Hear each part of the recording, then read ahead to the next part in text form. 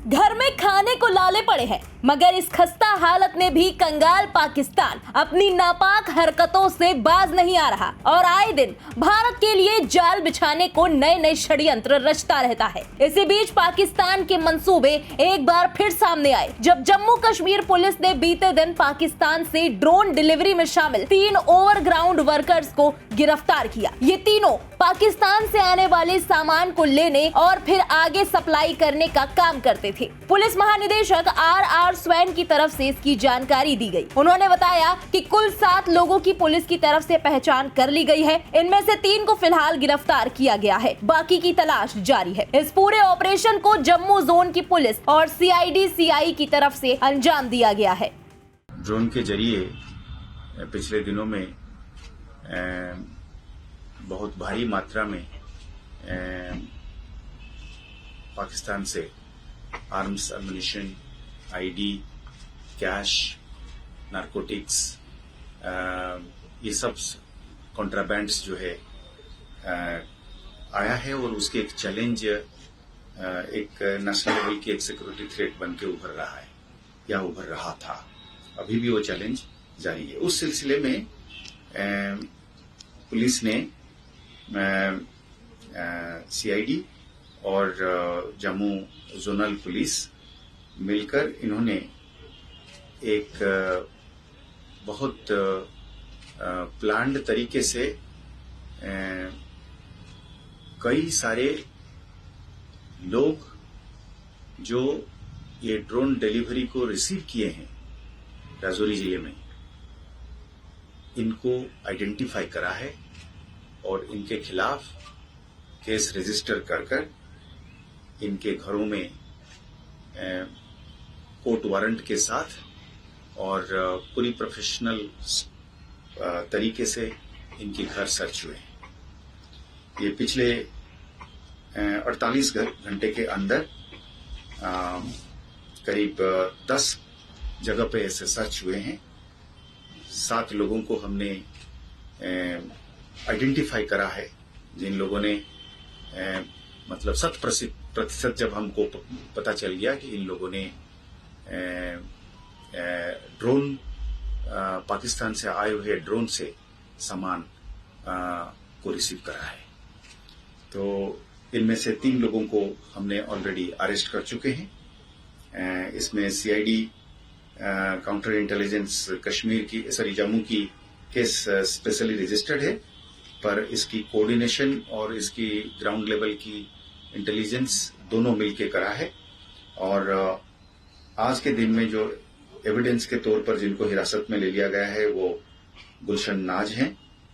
ये पाया गया कि वो पुरानी जो ऑलरेडी अरेस्टेड UAPA में बहुत मशहूर हो गए, मतलब इल फेमस जिसको हम कहेंगे, ताली शाह की बीवी हैं। ये इन्होंने काफी सारे सामान ड्रोन से आए हुए सामान को रिसीव करा है। ये कोटरंका के रहने वाली हैं, राजौरी के। दूसरे जो अरेस्टेड पर्सन है वो है इम्तियाज अहमद। ये मोहम्मद लिंठा के बेटे हैं और ये लारकोटी कोटरंका का रहने वाला है, राजौरी का। ये भी ड्रोन के सामान को रिसीव करने के एलिगेशंस में इनको भी अरेस्ट किया गया है। तीसरा बंदा जो है वो आबिद शाह है। ये हकीम शाह के बेटे हैं और बुद्धल राजौरी के रहने वाले हैं। इनके खिलाफ भी सबूत आ चुके हैं और ठोस सबूत आने पर जब घर पे सर्च हुआ तो इनके इलेक्ट्रॉनिक और डिजिटल एविडेंस मिला, जिसमें हमें ये पक्का पता चला कि जिस तरीके से इन्होंने पाकिस्तान के साथ बात करते थे और सामान को रिसीव करने के बाद इन लोगों ने आगे भी इसके डिस्ट्रीब्यूशन की लूप में इन्होंने रोल अदा करी है।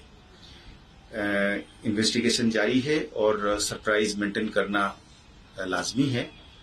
कोई भी इन्वेस्टिगेटिंग एजेंसी या पुलिस इस पे एक एहतियात बरतता है। तो आज के दिन में ये इन्वेस्टिगेशन में इन लोगों के आगे के जो फॉरवर्ड लिंकेजेस हैं इन लोगों ने जो पैसे बांटे हैं उन लोगों को भी निशानदेही चल रहा है।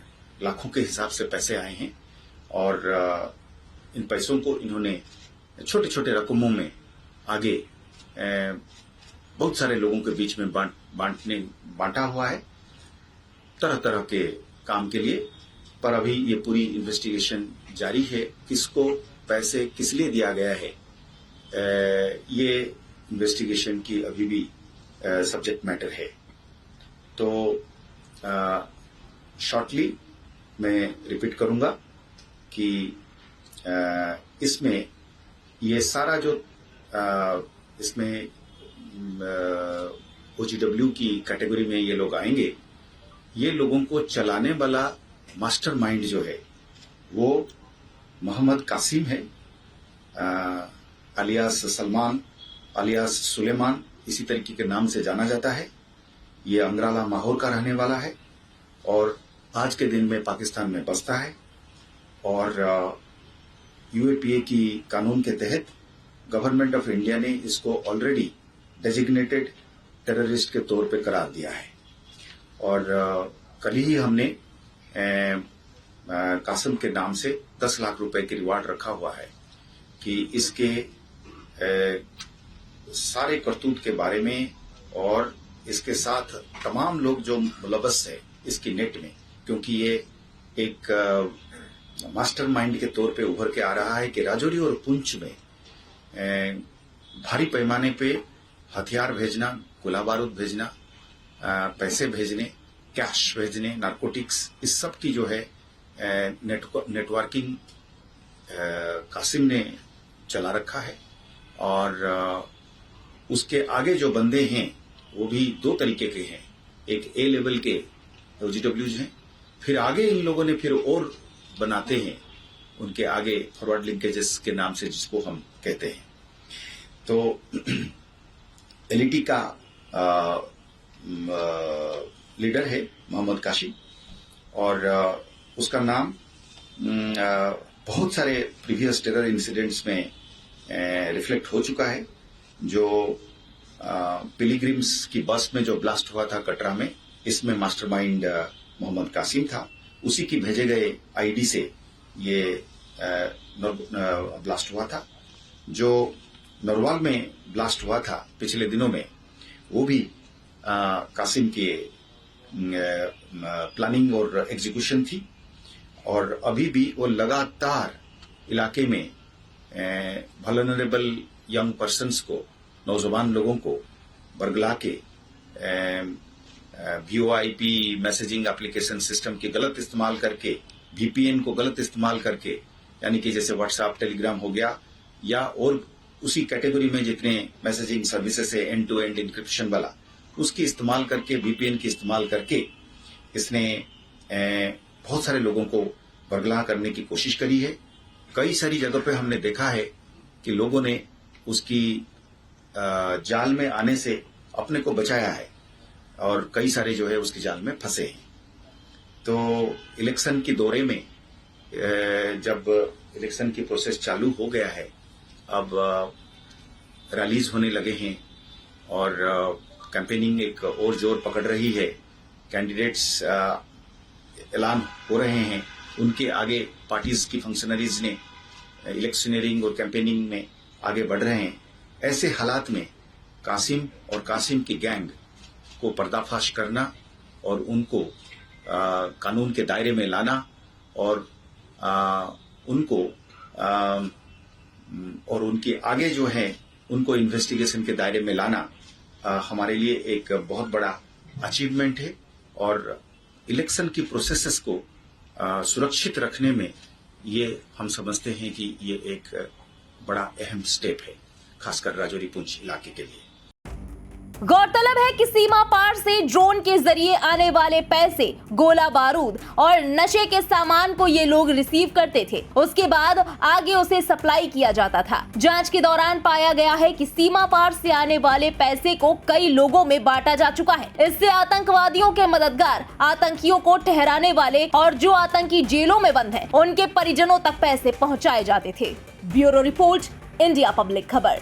इसी के साथ इस खबर में अभी के लिए बस इतना ही। देश और दुनिया की बाकी बड़ी और अहम खबरों के लिए सब्सक्राइब करना ना भूलें इंडिया पब्लिक खबर के YouTube चैनल को और बेल आइकन दबाएं ताकि चैनल से जुड़ी सारी लेटेस्ट अपडेट्स आप तक वक्त से पहुंच पाएं।